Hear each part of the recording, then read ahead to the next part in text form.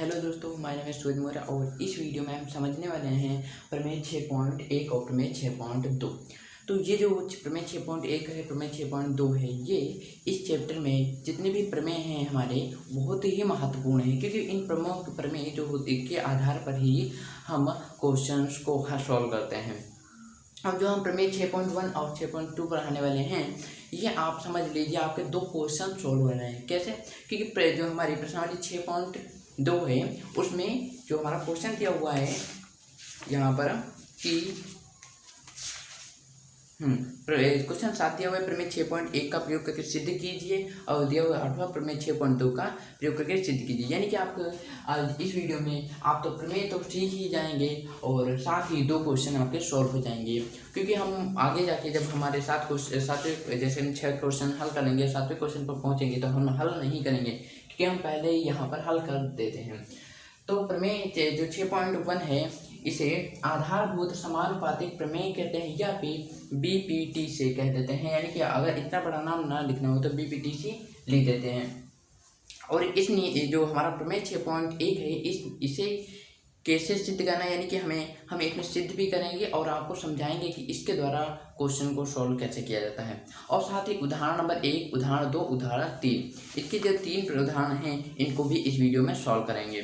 Okay, तो जैसा दिया हुआ है प्रमेय 6.1, यदि किसी त्रिभुज की एक भुजा के समांतर अन्य दो भुजाओं को भिन्न भिन्न बिंदुओं पर प्रतिच्छेद करने के लिए एक रेखा खींची जाए तो अन्य दो भुजाएं एक ही अनुपात में विभाजित होंगी। यानी कि एक बार दोबारा पढ़ लीजिए, यदि किसी त्रिभुज की एक भुजा के समांतर अन्य दो भुजाओं को भिन्न भिन्न बिंदुओं पर प्रतिच्छेद करने के लिए एक रेखा, यानी अगर एक भुजा के समांतर एक कोई भुजा ले लें, मान लीजिए ये भुजाएं तो हैं हमारी 3 इसमें भुजाएं होती हैं त्रिभुज में, उसके समांतर अन्य दो भुजाओं को भी अगर खींच दिया जाए, वो भी भिन्न भिन्न बिंदुओं पर प्रतिच्छेद करने के लिए, तो एक ही रेखा में खींची जाएंगे। तो अन्य दो भुजाएं जो होंगी इनके साथ साथ वे एक ही अनुपात में होंगी। एक ही अनुपात में क्या होंगी? जो दो भुजाएं होंगी, मान लीजिए इसके समांतर खींची गई रेखा होगी तो ये इन दोनों भुजाओं के समांतर होगी। अब ये कैसे होगी? तो इसको सिद्ध करने के लिए हम एक क्वेश्चन को ले लिया है, जैसा कि क्वेश्चन दिया हुआ है कि जैसा कि चित्र ये हमारा है त्रिभुज ABC, जिसमें DE जो है वो DE BC के समांतर मतलब क्या होता है कि इसकी लंबाई और इसकी लंबाई एक समांतर है। ओके, इसमें हमें सिद्ध क्या करना है? सिद्ध करना है कि AD/DB। तो ये प्रमेय 6.1 को सिद्ध करने का है, कैसे इसे हल किया जाए या कैसे सिद्ध किया जा सकता है। तो यहाँ पर AD/DB बराबर AE/EC, ये हमें क्या करना? सिद्ध करना है। और हमें क्वेश्चन में दिया होगा मान लिया ऐसे दिया होगा DE बराबर DE समांतर BC, यानी कि जो DE है वो समांतर है काहे की? BC के। ये वाली रेखा क्या है हमारी दी हुई है बराबर। हमें इसमें गणित में क्या होता है, ज़्यादातर मान वाली चीज़ होती है, तो इसे ये नहीं है कि इसकी साइज इतनी है इसकी साइज इतनी है तो समांतर नहीं है, परंतु इन्हें यहाँ पर दिया गया है कि ये समांतर हैं तो क्या होंगी? समांतर होंगी। अब इसके बाद हम इसे सिद्ध करते हैं। तो उससे पहले हमें सिद्ध करने से पहले हमें क्या दिया हुआ है ये देख लेते हैं। तो दिया हुआ है कि मतलब कि क्या सिद्ध करना है ये देख लेते हैं। AD/DB AE/EC। ओके, इसका मतलब क्या हुआ? AD जो है वो AE के बराबर है, ये हमें सिद्ध करना है। देख लेते हैं, AD जो है AD दिया हुआ है और फिर AE दिया हुआ है AE। अब यहाँ पर आप देख रहे हैं कि ये यहाँ तक जाता है, ये यहाँ तक आता है, और तो इस प्रकार क्या हो जाता है? एक त्रिभुज बन जाता है ADE। क्योंकि ये त्रिभुज पाठ का नाम ही त्रिभुज है तो हमें त्रिभुज की जरूरत पड़ेगी। तो ये क्या हुआ? एक त्रिभुज ये बनके तैयार हो गया। ओके, फिर नीचे दिया DB बराबर EC, यानी कि DB जो है EC के बराबर होगा। DB देख लेते हैं, DB ये रहा और EC हमारा ये रहा। अब क्या इससे कोई त्रिभुज बन रहा है कि नहीं? तो दोस्तों इससे कोई भी त्रिभुज हमारा नहीं बन पाएगा, क्योंकि DB एक रेखा इधर चली जाएगी, EC इधर रेखा चली जाएगी। मान लिया जैसे इसमें हमने AD थी और AE थी, तो हमारी एक जगह आधार पर क्या था कि एक जगह इनकी जो रेखाएं हैं झुकी हुई हैं, तो ये क्या हो गई? एक हमारी त्रिभुज हो गया, परंतु यहाँ पर इनकी त्रिभुज नहीं है। अब ऐसे सवालों में हल करने के लिए हमें रचना करनी पड़ती है। तो रचना क्या होता है, यानी कि हमें रचना इसलिए करनी पड़ती है जिससे कि क्वेश्चन हो जो सॉल्व हो जाए, जैसे कि प्रमेय में कहा गया था। और इसका प्रयोग जो होगा, जो हमारा चैप्टर रचना वाला है उसमें प्रयोग होगा, ये सब जो हमारे प्रमेय हैं उसमें भी प्रयोग होंगे। अब हमें रचना इसलिए करनी है ताकि जो ए डी और ए ई सी हैं इनमें एक त्रिभुज बन जाए। ओके, इनको त्रिभुज बनाने के लिए हम एक रचना करेंगे। तो यहाँ पर हम लिखेंगे रचना। तो रचना हम क्या करेंगे, हम क्या करेंगे बी ई को जोड़ देंगे, जिससे क्या होगा बी ई जब जुड़ जाएगा तो ये इस प्रकार का हो जाएगा। आपको इस प्रकार से डेस डेस करके लाइन करनी है, सीधी लाइन नहीं करनी है, जिससे कि पता चल सके कि ये क्या हुई रचना हमने की है। तो रचना का ऐसे करना है आपको। ओके, तो यहाँ से क्या बना, बी ई सी एक त्रिभुज बन के तैयार हो गया। अगर इसको भी देखा जाए तो डी बी ई एक त्रिभुज बन के तैयार हो गया है। तो यहाँ पर रचना हमने क्या की, हमने बी ई को जोड़ा, ई को जोड़ा, तो हमारी ये रचना हो गई। हमारी रचना क्या हो गई, तो जब कभी क्वेश्चन में रचना की जरूरत पड़ेगी आपको रचना करनी पड़ेगी। और इसके बाद क्या करेंगे, इसे सिद्ध करेंगे। सिद्ध करना है तो यहाँ पर हम क्या करेंगे, सिद्ध। ओके, सिद्ध करने से पहले एक बात बता दें कि हमें ज्ञात क्या करना है। तो पहले एक बार हम क्या करेंगे, इसको ज्ञात कर लेंगे। ओके, फिर इसको एक बार इसको ज्ञात कर लेंगे। ये होगा सिद्ध करने का मेथड। तो इसमें दिया हुआ ए डी और ए ई, यानी कि पहला क्या बना ए डी ए ई, यानी कि ये त्रिभुज बना। तो हम क्या करेंगे, लिखेंगे एरिया ऑफ त्रिभुज, कि इसका क्षेत्रफल निकालेंगे, क्षेत्रफल बराबर हो जाएंगे तो हमारा जो होगा ये सिद्ध हो जाएगा। तो एरिया मतलब क्या होता है, क्षेत्रफल। तो एरिया ऑफ त्रिभुज ए डी ई बटे, यहाँ पर बटा कर देंगे त्रिभुज। हम क्या करेंगे, एक बार इसको सिद्ध करेंगे बी ई डी को, तो यहाँ पे डी ई बी हो जाएगा। तो यहाँ पर लिखेंगे एरिया ऑफ त्रिभुज D B E. Okay, area of त्रिभुज डी बी ई हो गया। और अब इसको सॉल्व करना है। तो इसको सॉल्व करने के लिए त्रिभुज का क्षेत्रफल की जरूरत पड़ेगी, यानी एरिया यानी क्षेत्रफल होता है। तो त्रिभुज का क्षेत्रफल क्या होता है, सूत्र 1/2 गुणे लंबाई गुणे ऊंचाई, या फिर ऊंचाई गुणे लंबाई आप कह सकते हैं। 1/2 गुणे लंबाई गुणे ऊंचाई। अब यहाँ पर हमें लंबाई और ऊंचाई दोनों चाहिए। तो लंबाई तो हमारी ज्ञात हो जाएगी। लंबाई क्या हो जाएगी, हमारी लंबाई ए डी हो जाएगी। ओके, ए डी इसकी हो जाएगी। तो ऊंचाई के लिए हम क्या करेंगे, इसमें भी रचना करेंगे। यहाँ पर एक साथ हम दोनों रचना बताते तो आपको समझ में नहीं आता। तो हम क्या करेंगे, यहाँ पर एक पहली रचना ये होगी, दूसरी रचना हम क्या करेंगे, इस पर एक लंब डालेंगे कुछ इस प्रकार से। ओके, तो ये इसको हम क्या कर देते, ई मान लेते हैं। ये हो गया। तो यहाँ पर हमने लंब किसके आधार पर डाला, तो हमने क्या हो गया, ये एम हमने ई लिखते। ओके, हमने ई एम लंब डाला ए बी पर। ओके, तो यहाँ पर हमने क्या किया है, एम ई लिख दो या ई एम लंब होता है ए बी की। इस पूरी रेखा पर हमने लंब डाला, तो ये क्या हो जाएगा, हम यहाँ पर एक चित्र बना देते हैं। कुछ इस प्रकार से हो जाएगा। माने ये हो गया, इसको इस वाले भाग को, ओनली इस वाले भाग को हमने ऐसे, ये वाला छोड़ देंगे पूरा। ओके, इस वाले भाग को हम यहाँ पर देखते हैं, ये इस प्रकार से है। और जो ये है, ये वाली रेखा, ये हल्की सी तेजी है। ओके, हल्का हल्का। ओके, तो जो हमारा भाग है, अब देख लेते हैं, नाम रख लेते हैं इस पर। तो ये वाला भाग इस प्रकार था। तो ए ये हो गया, और बी ये हो गया, और ई ये हो गया, और एम ये हो गया, सॉरी डी हो गया, ये डी है। ओके, अब हमने लंब कुछ इस प्रकार से इन पर डाला। ये लंब हमारा होगा, यानी कि ये एम जो हो गया वो हमारा लंब हो गया। अब हमें ऊंचाई इनकी ज्ञात हो गई, तो ऊंचाई जब ज्ञात हो गई है, यानी कि इसकी भी ऊंचाई यही है EM, और ADE की ऊंचाई भी EM होगी। ओके, क्योंकि हमने पूरे का माना है।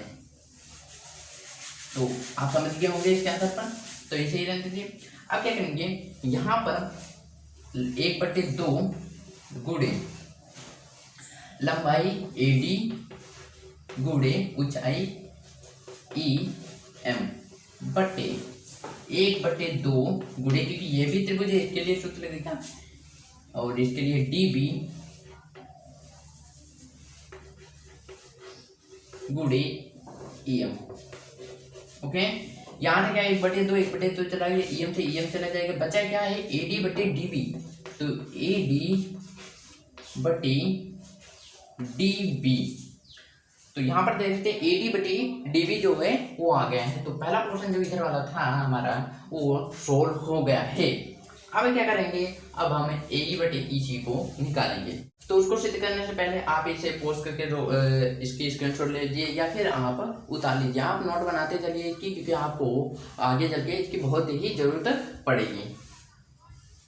आप क्या करेंगे, AE को और बटे EC को हल करेंगे उसी प्रकार, ठीक। ये हमका निकालना है, इसको निकालना है। तो यहाँ पर देखते AE यानी कि ये बना, और EC यानी ये बना। तब क्या था, AD और DB इस वाले भाग को निकाला था इस प्रकार से। अब क्या करेंगे, AE और E और C को निकालेंगे। ओके, तो यहाँ पर हमें ज्ञात करने के लिए एक लंब यानी कि जोड़ना पड़ेगा। जिस प्रकार हमने BE को जोड़ा है उसी प्रकार D और C को जोड़ना होगा, क्योंकि हमने इसको हल किया था तो इस त्रिभुज की जरूरत पड़ी थी, और जब हम इसको हल करेंगे तो हमें DEC ये एक त्रिभुज बन गया। ओके, और ADE ये एक त्रिभुज बन गया। इसकी जरूरत पड़ी है, इसलिए हमने क्या किया, यहाँ पर एक रेखा जोड़ी। तो आप यहाँ पर रचना में साथ में लिख लेना इसके नीचे कि कॉमा DC को जोड़ा। ओके, यहाँ पर DC को क्या कर दिया हमने, जोड़ा। तो यहाँ पर उसी प्रकार हो जाएगा एरिया ऑफ त्रिभुज ADE। ओके, ये वन में साफ कर दें। त्रिभुज ADE ब्रैकेट में बटे एरिया ऑफ त्रिभुज। ये वाले जो क्वेश्चन है, इस प्रकार के क्वेश्चन आपको आगे वाली प्रश्नावलियाँ जो मिलेंगी उनमें बनेगी। और त्रिभुज एरिया ऑफ त्रिभुज DEC हमारा ADE हो गया। अब DEC ले लेंगे। ओके, DEC, आप इसे DCE भी कह सकते हैं, कोई बात नहीं। यहाँ पर क्या होता है, 1/2 और क्या होता है लंबाई गुणे ऊंचाई। तो इसकी लंबाई क्या हो जाएगी AD, यहाँ पर लंबाई क्या हो जाएगी हमारी AE, क्योंकि इस पोर्शन को हल करते AE गुणे। तो यहाँ पर जो ऊंचाई है वो हमारी DM हो जाएगी, क्योंकि त्रिभुज में इस प्रकार के त्रिभुज में DM जो है इसकी ऊंचाई है। तो यहाँ पर DM हो गया। इसी प्रकार हम इसको भी 1/2 गुणे लंबाई क्या हो जाएगी EC गुणे DM। ये हो गया 1/2 चला गया, DM से DM चला गया, यानी कि AE बटे EC। ओके, AE बटे EC। तो देख सकते हैं AE बटे EC हमारा आ गया है। अगर आपको कहीं भी ऊंचाई हो, जैसे मतलब इसको सिद्ध करने में कहीं भी ऊंचाई की गड़बड़ हो जाए, मान लिया इसकी सॉरी लंबाई की, तो आप इसको देख सकते हैं। इसी प्रकार से आपको लाना है तो कैसे भी ला सकते हैं, पर मेथड सही होना चाहिए। यहाँ पर हमारे क्या निकल के आ गए, AD जो है वो AD बटे DB बराबर AE बटे EC के बराबर है। क्यों है, तो हम बता दें कि जो D हमारा त्रिभुज BDE है, BDE और DEC एक ही आधार पर हैं, जो कि दिख रहा होगा D। ओके, अब साथ ही ये एक ही उस पर है, समांतर रेखा BC पर और DE पर स्थित हैं। ओके, ये दोनों समांतर है, तो यहाँ पर AD बटे डी बी बराबर ए ई बटे ई सी होगा। तो यहाँ पर जब ए डी बटे डी बी बराबर ए ई बटे ई सी हो गया तो जो हमारा त्रिभुज निकला था, त्रिभुज हमारा क्या जो एरिया यहाँ पर हमने रखे थे, माने थे त्रिभुज ए डी ई और डी ई बी समांतर के बराबर किसके होंगे, एरिया ऑफ त्रिभुज ए डी ई बटे एरिया ऑफ त्रिभुज डी ई सी। अभी जब हम लिखेंगे तो आपको कंफर्म हो जाएगा किसके का। तो जैसे कि इनको हमने बराबर लिख लिया, जिस प्रकार हमने बताया था कि ए डी बटे डी बी बराबर ए ई बटे ई सी, तो इनके आधार पे ये बराबर हो गया area of A D E बटे area of D B E बराबर area of A D E बटे area of D C E. ये हमारे बराबर होंगे।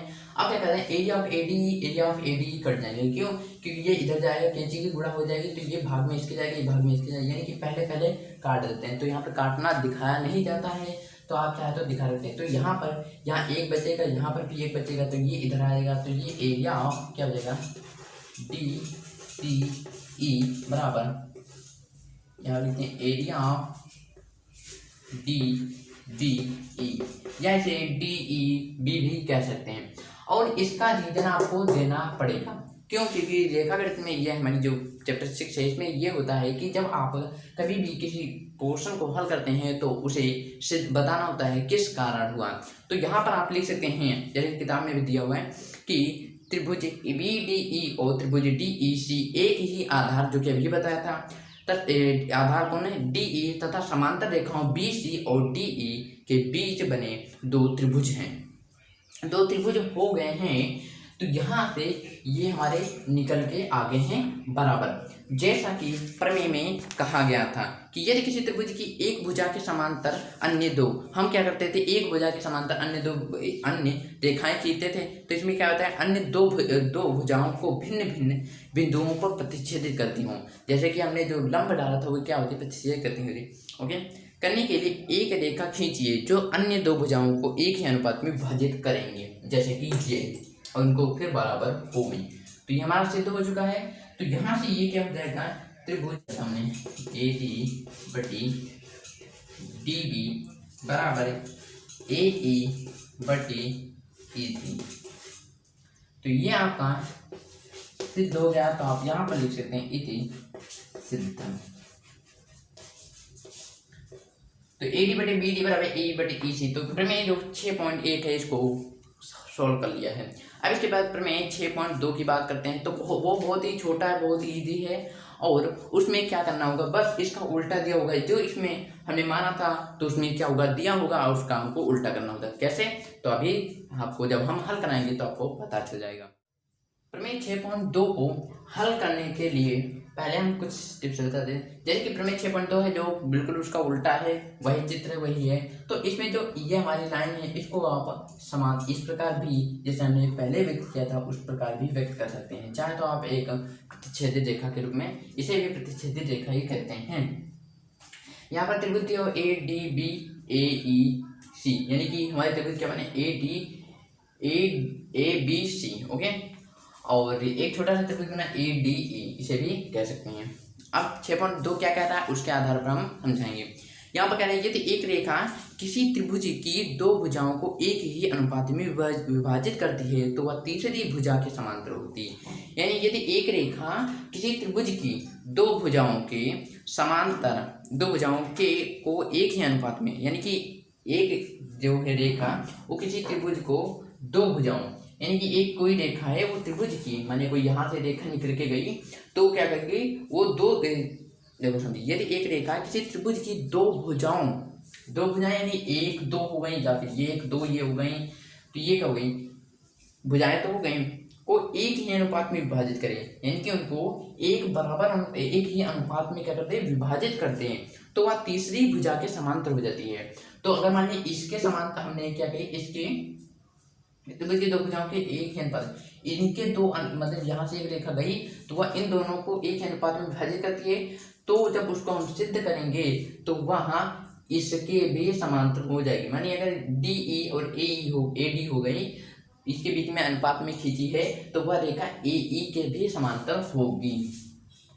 ये हमें बताया गया है इसमें। तो तो इसको सिद्ध कैसे करना है, कैसे आएगा ये, तो इसकी उत्पत्ति यानी कि इसी को कहते हैं, जो हम सॉल्व कर रहे हैं इसे उत्पत्ति भी कहते हैं। तो सॉल्व कर इसी में हमने एक क्वेश्चन बना लिया कि दिया हुआ है AD बटे DB बराबर AE बटे EC, यानी कि AD जो है AD वो किसके अनुपात में है, DB के अनुपात में। ठीक, बटे का मतलब होता है क्या, ऐसे अगर AD अनुपात DB दिया हो तो इसको हम कैसे लिख सकते हैं, AD बटे DB लिख सकते हैं ना। इस प्रकार से हम कई क्वेश्चन कर, जैसे 1:2 दिया होता तो 1/2 लिख सकते हैं। तो इसी प्रकार AD बटे DB क्या है, अनुपात में है, जैसे कि अनुपात में बताया था उन्हें। और AE जो है वो EC के बराबर है।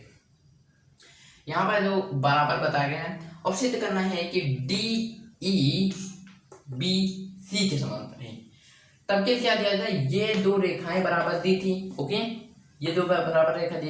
अब के क्या दिया होगा, ये दो AD बटे DB और AE बटे EC क्या है, बराबर है। अब फिर हमें क्या करना है, इनको समांतर सिद्ध करना है।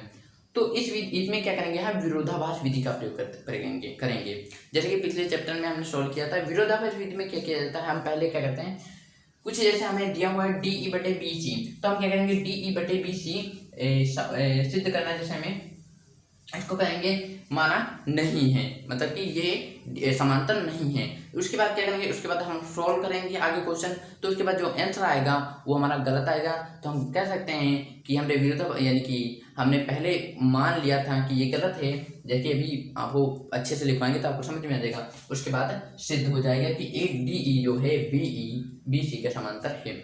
जब हमें DE समांतर BC को जब हम विरोधाभास से हल करेंगे तो उसमें हमारा जो मान होगा वो गलत होगा। जब गलत होगा तो हम सीधे ही कह सकते हैं DE BC के समांतर है। तो यहाँ पर हम हल करेंगे, यहाँ करेंगे माना जो DE है वो BC के समांतर नहीं है। हमने क्या मान लिया, जो DE BC के समांतर नहीं है। तो यहाँ पर जब नहीं है तो हम क्या करेंगे, जैसे प्रमेय बताया था उसी के अनुसार हम क्या करेंगे, एक रेखा खींचेंगे। इस रेखा को हम नाम रखेंगे F, ओके। हमने इसको क्या कह दिया, F कह दिया। कोई भी संख्या रख सकते हैं। तो क्या हो जाएगा, तो DF समांतर होगा BC के, ओके।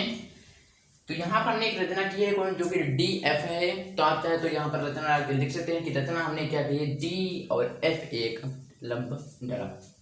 यहाँ DF जो समांतर किया है, ये वाली DF रेखा जो है वह BC के समांतर हमने क्या मान ली है, समांतर मान ली है, ओके। जैसे कि इसको हमको सिद्ध करना था DE को, तो हमने क्या कर ली, इसको ना मानकर हमने DF को समांतर मान लिया BC के।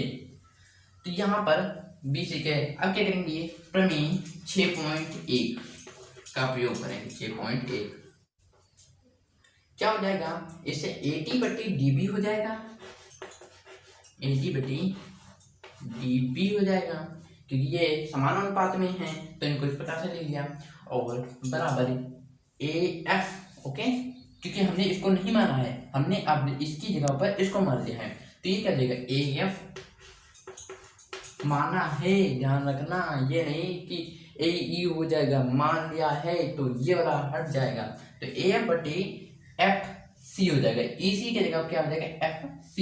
यहाँ पर FC ये दिया हुआ है, परंतु यहाँ पर से लेते हैं, पर हमें दिया क्या हुआ है, AD जो यहाँ पर दिया हुआ AD बटे DB बराबर AF बटे FC, जैसे कि हमारा जो हमने हल किया उसके द्वारा निकला। परंतु यहाँ पर दिया हुआ क्वेश्चन में AD बटे DB का है किसके बराबर है, AE बटे EC के बराबर, ये हमें दिया है। यहाँ लिख सकते हैं, पर AD जो है बटे DB वो AE बटे EC के बराबर है, ओके। वो क्या है, EC के AD बटे DB बराबर AE बटे EC के बराबर है। अब यहाँ से देख सकते हैं AD यहाँ पर AF के बराबर है, यहाँ पर A/FC है, और यहाँ पर देख सकते हैं AD/DB बराबर AE/EC है। तो हम यहाँ पर से क्या लिख सकते हैं, AF बट जब इसके समान बराबर ये है, इसके बराबर ये है, तो मान लिया अगर इसके पास 5 रुपये, इसके पास 5 रुपये, इसके पास 5 रुपये थे तो इसके भी 5 रुपये होंगे, तब तो बराबर हो गए। तो हम क्या कर सकते हैं, AF/FC बराबर AE/EC को लिख सकते हैं। तो यहाँ पर लिखेंगे, तो इसको लिखेंगे AF बटे, यहाँ AF लिखा है ध्यान रखना, FC बराबर AE/EC हो जाएगा। अब देखते हैं AF कहाँ है, AF/FC AE/EC एक ही बार की बताया गया, परंतु अब यहाँ से ये संभव नहीं हो सकता है। तो यहाँ पर आप लिख देना, जैसे कि ये हो गया, आप लिख देना परंतु हम बोल देते हैं, आप लिखना परंतु यह संभव नहीं है, यह विरोधाभास विधि के द्वारा लगाया गया था। कैसे, क्योंकि आप चाहे तो यहाँ पर लिख सकते हैं, यहाँ पर विरोधाभास विधि के द्वारा हल करेंगे। ओके, तो यहाँ लिख सकते हैं यह संभव नहीं है, यह विरोधाभास विधि द्वारा किया गया था। क्योंकि इसमें बताना पड़ता है, क्योंकि हमने पहले से ही मान को गलत मान लिया था। अब गलत मान लिया था, ये आपको लिखने के पश्चात लिख देना सीधे DE समांतर है, जो DE समांतर है BC के। तो इस प्रकार से हमारा प्रमेय 6.2 है कंप्लीट हो गया है। उदाहरण नंबर 1 दिया हुआ है, बिल्कुल जो प्रमेय 6.1 है उसी के आधार पर दिया हुआ है। तो आपने प्रमेय अगर पढ़ा होगा तो जैसे कि अभी हमने समझा दिया है, तो आप इसे बहुत आसानी से लगा सकते हैं। और जो ये हमारे क्वेश्चंस हैं, कभी कभार जो एग्जाम में पूछे जाते हैं, जैसे प्रश्न जो उदाहरण 1 दिया हुआ है वो हमारा क्या दिया हुआ है देख लेते हैं।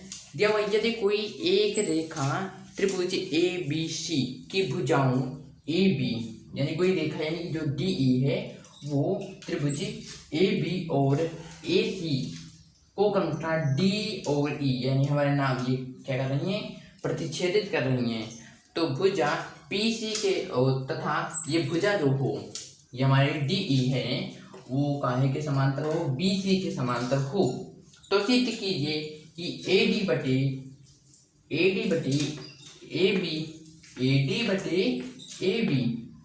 AE बटे AC होना चाहिए, ये हमें सिद्ध करना है। तो आप सीधे लिख लीजिए, इसमें प्रमेय 6.1 में आपने जिस प्रकार हल किया उसी प्रकार से भी हल करेंगे। तो यहाँ पर लिखना, आपको पहले लिख देना है दिया हुआ है, और 2 चीज़ें लिखनी है आपको। सबसे पहले सिद्ध क्या करना है, या आपको 2 चीज़ें लिखनी है, नहीं तो आपके जो एग्जाम में होंगे नंबर कट जाएंगे। यहाँ पर लिखना है, दिया है भुजा एक, जितनी भी चीज़ें दी हुई हों उसमें लिख देना है। तो भुजा AB और AC को क्रमशः D और E प्रतिच्छेदित करती हैं, ये एक हो गया। और साथ ही दिया हुआ है DB समांतर काहे के हैं, BC के। ओके, ये हमारा क्या हुआ, दिया हुआ है। सिद्ध करना है हमें AD बटे AB बराबर AC सिद्ध करना है। तो आइए सिद्ध। तो हमें दिया क्या हुआ था, हमें दिया हुआ था DE समांतर है BC, ये हम हल कर रहे हैं। तो आपको इसको लिखना है, ब्रैकेट में दिया है, ये आपको लिखना है, नहीं तो आपके नंबर काट दिए जाएंगे एग्जाम में। लिखना है, दिया है क्या चीज, DE बटे BC दिया हुआ है। और प्रमेय 6.1 के आधार पर हम क्या कह सकते हैं, AD बटे DB और AE बटे EC कह सकते हैं। तो यहाँ पर लिखेंगे AD बटे DB काहे के बराबर है, ये AE बटे EC के,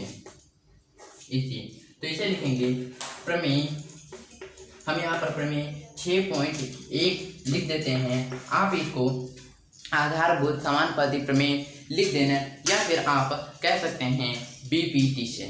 तो यहाँ पर अब हमें सिद्ध क्या करना है ये देख लेना है। पहले आपको हमेशा देखते रहना, हमें सिद्ध क्या करना है, सिद्ध करने के आधार पर आप लगा सकते हैं। हमें क्या करना है, AD और AB सिद्ध करना है, AE बटे AC सिद्ध करना है। यदि जैसे कि AD तो हमें मिल चुका है, ये रहा AD, ओके, AE ऊपर वाला AE मिल चुका है। अब हमें बच्चा क्या है, यहाँ पर DB की जगह पर AB लाना है और EC की जगह पर AC लाना है।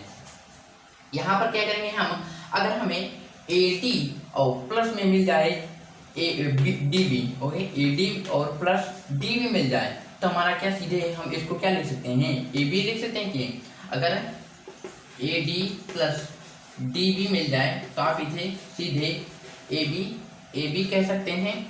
अगर मानिए ये यहाँ से यहाँ तक चला, फिर इसके बाद यहाँ से यहाँ तक चला, तो आप सीधे क्या कर सकते हैं, माने ए बंदे जो एक सी बंदा था, माने एफ बंदा था, एफ बंदा क्या चला, ए से डी तक चला, डी से बी तक चला, तो आप सीधे कहेंगे एफ बंदा जो था ए से बी तक चला, ए से बी तक चला। तो हम क्या करेंगे, केवल हमें अब टारगेट करना है इसको, अब इसको बदलने का। अब इसको बदलने का एक मेथड बहुत अच्छा है, इसको हम लिख लेंगे जिससे हमको पता चलता रहेगा। इसको जैसे मतलब बदलने के लिए हम क्या करेंगे, व्युत्क्रम कर देंगे। व्युत्क्रम क्यों करेंगे अभी आपको समझ में आ जाएगा। तो यहाँ पर आप लिख सकते हैं व्युत्क्रम करने पर, मतलब कि पलटने पर।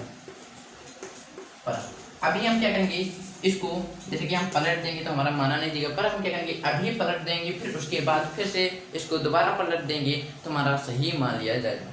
तो इसको पलटेंगे तो यहाँ पर हो जाएगा डी बी बटे A D, okay, D B बटे ए डी उल्टा हो गया, यहाँ पर ई सी बटे ए ई हो जाएगा, ओके। अब इसके बाद क्या करेंगे, अब हमें इसमें क्या चाहिए, ए डी बटे डी बी, यानी कि डी बी हमें जोड़ना है। डी बी क्या है, कहा गया, हाँ ओके, डी बी ये है ऊपर। अब हमें अगर इसमें ए डी मिल जाए तो हम क्या कर सकते हैं कि A D B plus A D बराबर ए बी, ओके। इसके लिए हम क्या करेंगे, दोनों पक्षों में एक से करें। अगर हम प्लस दोनों 1 कर दें और प्लस इसमें भी एक जोड़ दें तो हमारा कोई भी फर्क नहीं पड़ेगा दोनों पक्षों में। क्यों, क्योंकि एक एक दोबारा कट भी जाएंगे, तो एक एक कटने पर हमारे 0 हो जाएगा। तो इसलिए हम क्या करेंगे, दोनों पक्षों में, वो आपको पता चल जाएगा अभी कि हमने क्यों किया, दोनों पक्षों में एक जोड़ने पर। तो जब दोनों पक्षों में एक जोड़ेंगे तो डी बी बटे ए डी प्लस 1 कर देंगे बराबर ई सी बटे ए ई प्लस 1 कर देंगे, ये हो गया। अब इसके बाद इसे और भी हल करेंगे। यहाँ पर आप क्या करेंगे, आप देख सकते हैं इनमें +1 है, +1 है, इसको काट दो तब भी 0 हमारे यानी कि समीकरण पर कोई मान मतलब फर्क नहीं पड़ेगा। तो हम इसे क्या करेंगे, काटेंगे नहीं, इसको सॉल्व करेंगे। यहाँ से क्या करेंगे, हम क्या करेंगे, हर में इसके जैसे इसको जोड़ लेंगे। तो जोड़ने के लिए हम क्या करेंगे, ए डी को यहाँ से गुणा करानी पड़ेगी।